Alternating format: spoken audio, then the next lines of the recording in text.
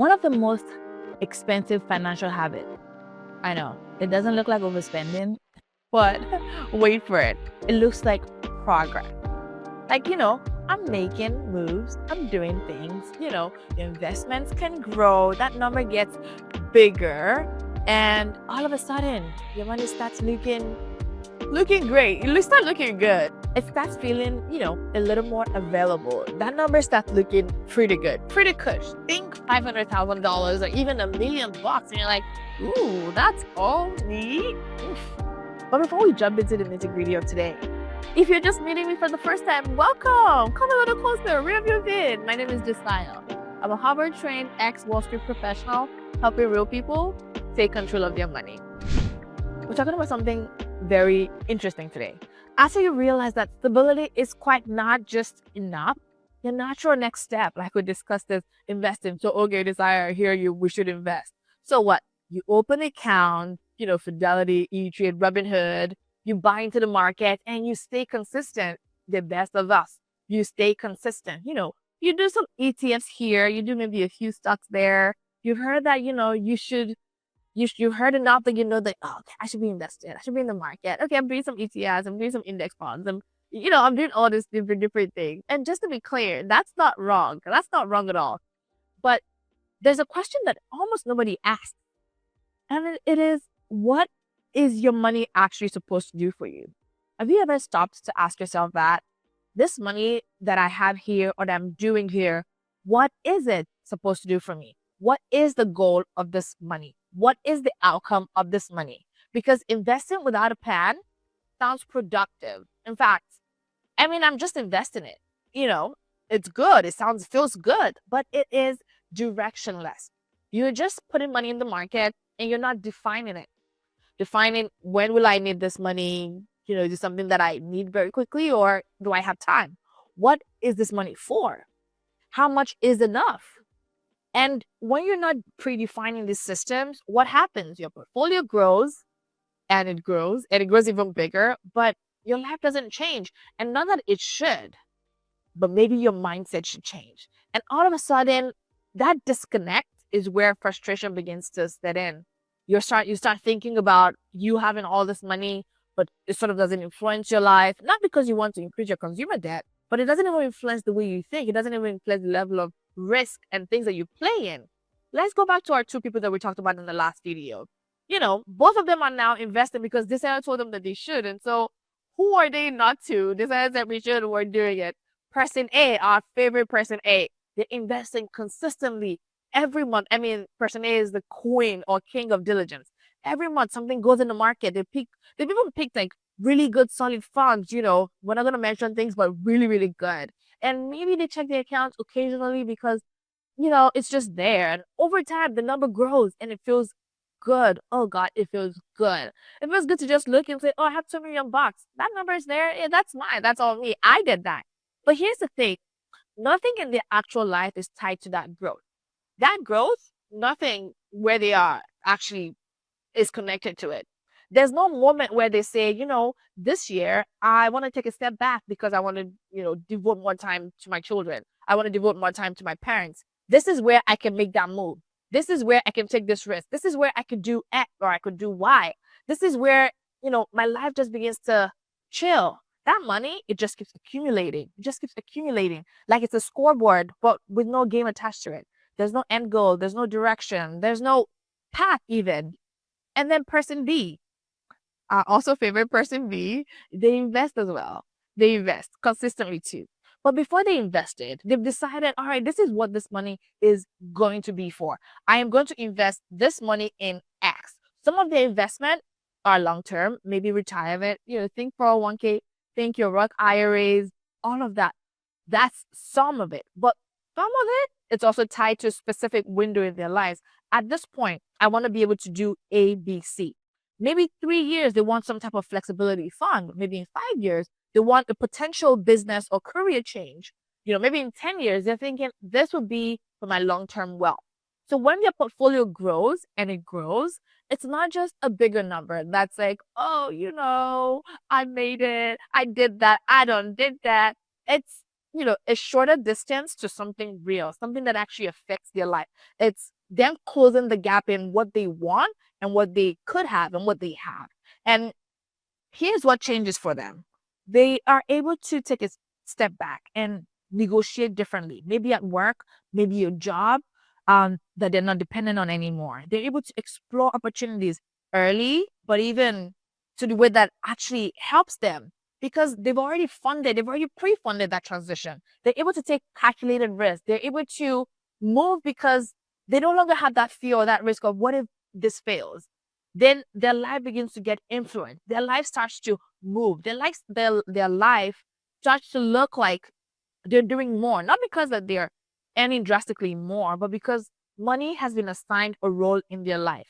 And they're able to use that role, especially when it births, to make those meaningful changes that they want in their life. But guess what? When the market dips, they also don't panic because the money was already pre-assigned. They know this money isn't for right now. So why am I losing sleep? It's okay. The market is down. Would it be down for a year? Probably not. So there's clarity, there's structure, there's some level of intention behind that money. They're not just like waking up in cold sweat just because the market is down and like the war is going on, and they're not just keeping themselves up at night for no really good reason. Not that it shouldn't bother them, but they're not losing sleep over it. And then there's this other default that nobody talks about. We don't ever consider that when your investment starts growing and you start seeing that number, and that number is like, it begins to hit, it begins to feel like I could talk about this on my next party. I could hang out with my friend over coffee and just kind of chip it into the conversation. And you start using that money as like, your backup because it's just there. It was not pre-assigned. You start using that money as like, it starts funding your consumer debt. Oh, now I can get a bigger car because I deserve it. I could spend 10% of that because, I can. So you're no longer intentional. It's no longer strategic. It's just being used because why not? And the tricky thing is that it starts small. It starts really, really small. Things that don't maybe even matter. You start chipping into that money in a really, really tiny way. Maybe you take a little bit of it and you pay off your vehicle, which is fine. It's fine. But the money that you were paying up on your car previously, instead of freeing up that cash flow, you then use that to upgrade your life. Maybe you even decide, I want to pay off this car, but because I have a little bit more, and then you start justifying bigger purchases because I have a little bit more. Maybe I don't just pay off this car. Maybe I trade this in and then I get something slightly more than that. Maybe I switch my home. Maybe, this house, we've outgrown this house. So let's try and get more because, I have a little bit of savings and I can start doing that now. Does that make sense? It just begins to grow because now you have some backing. And not to say that your money shouldn't give you that level of expanded options. It's just, is that what that money was supposed to be for? Or are you just, running on a whim? And that's where the slippery slope starts. Not saying that you shouldn't justify your bigger purchases or your newly acquired taste, because technically you have the money and you do. And kudos to you. We are proud of you. But and then but then it gets more subtle. You start flying business class because $3,000 out of 500K doesn't do much. It's not a lot.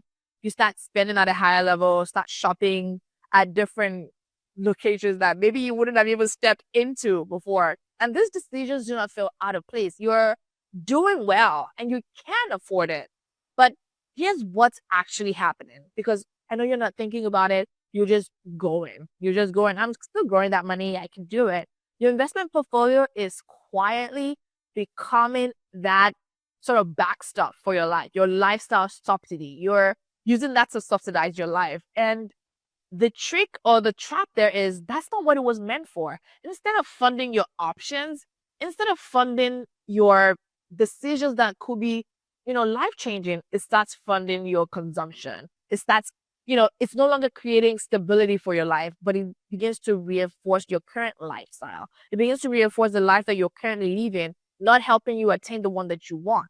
And that's the trap because it doesn't feel like a mistake. You don't feel like you're making a mistake. You don't feel like you're even doing anything wrong. In fact, it feels like a reward. It feels like, whew, I've earned that. Decide, calm down. I've earned it. I can. Why not? Like, is it not people that are flying business class? I got my business class too. What are you all about? And if your investments are beginning to fund your lifestyle, oh my goodness, where do we start from? That's not building your freedom. If it's reinforcing life that you're living now, but not helping you attain a bigger and better and more flexible, freer life, where do we start? Where do we start? But this is where person B moves differently. Their investments, they don't get touched because they've already been pre-assigned. They're not just getting touched because it's there and it's growing and like that number is really, really grown. No, because every dollar was already preset. It already was predefined to have a job. So the dollar knows where it's supposed to go. They're not just dipping their hands into it because they can. So instead of asking, can I afford this? They're asking more thoughtful questions. They're asking more strategic questions. They're asking, is this what this money is for?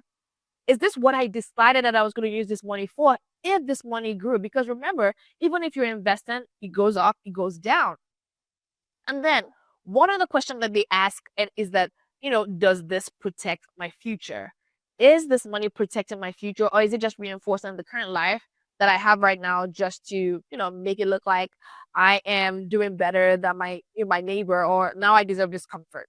And this is where smart earners honestly get stuck because they're doing what works. Mathematically, it works. They are investing and their investment is growing and they're on the good side of the market, at least this time. But that's not what works personally. Mathematically, theoretically, by the numbers, it is working. But the market doesn't know your life.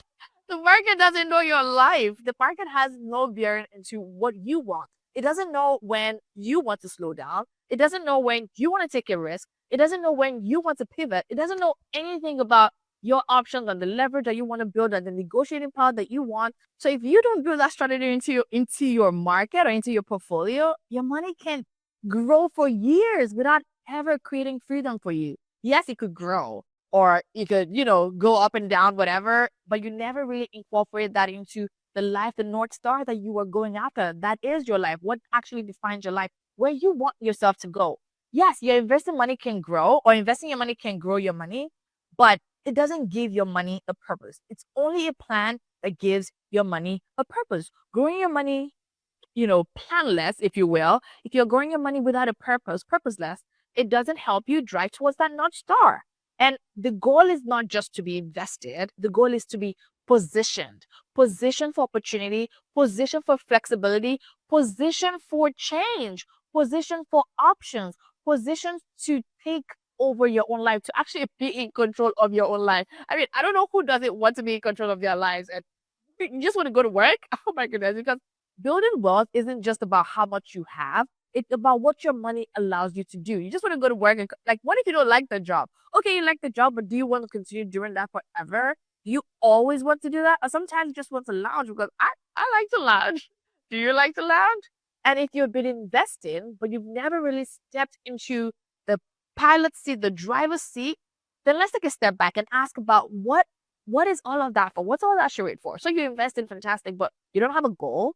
Okay, so what is your next level? What does a next level look like for you? Because the difference between people who build wealth and people who are just participating in the market because you totally can is intention. What is your intention? Where are you driving towards? What's your North Star? You're the one in the driver's seat of your life. Nobody can do that for you. It's you who's going to define how and where I want to go. So think about investing. Yes, we got that. You should invest, but you have to have predefined goals. You have to break it down. Is it a short-term goal? Is it a midlife goal? Is it a long-term goal? And then invest in those different categories so that when the investments mature, you can take advantage of that. You can then decide and say, all right, this is not just supposed to fund the lifestyle that I'm leading now. It's supposed to help me attain better, reach for better, be more comfortable, maybe help me retire earlier. And even if I retire earlier, what does that mean for me? What am I going to do in retirement? Begin to think about those aspirational things that hopefully investing will give you the access and the opportunity to do so. Now, if you love content like this, we break it down all the time on this channel. Go ahead and brag about it and join us. We have room for you. Please subscribe. It costs you nothing. Why wouldn't you just subscribe? And while you're at it, turn on the notification bell so that every single time, every week, when we drop a new video on this channel, you are the first to know, because why not? I want to hear your thoughts in the comments. what exactly and how exactly do you think about and do you plan investing in the market? Do you even plan at all? Or I just want my money there, man. I mean, at least I'm trying. Which you are trying, but maybe do a little bit more than try. I know you will, and I'm rooting for you, really, really rooting for you. Now, until the next time when we bring up a new video on this channel, I will see you again soon.